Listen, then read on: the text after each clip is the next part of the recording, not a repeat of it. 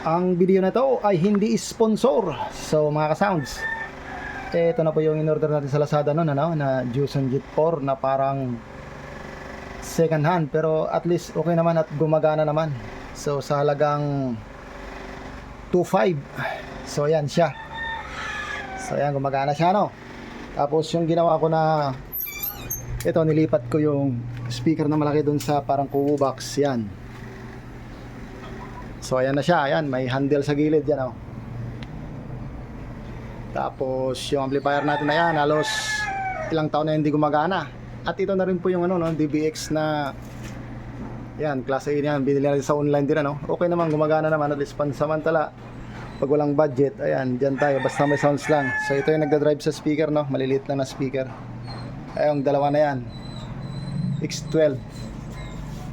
Yan, para yung X12. Yung speaker sa taas, yan, kinabit ko muna dyan pansamantala. Yung D8 na ano, D8 na crown. So ayun pa yung isa, ano. So yan lang yung ating pang mid-high. So yan na siya, mga ka-sounds. Ang malaga, meron na siyang sounds at gumagana. So ayan, oh, yan natin. So sandali lang, yan. Yan, gumagana. So yan, gumagana naman sa yan. Ang gulo ng setup, no, mga ka-sounds, pero ganun talaga.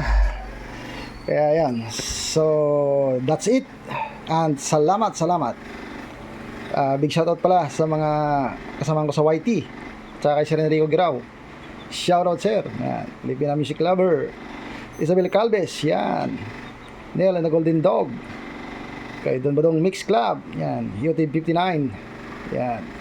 Salamat.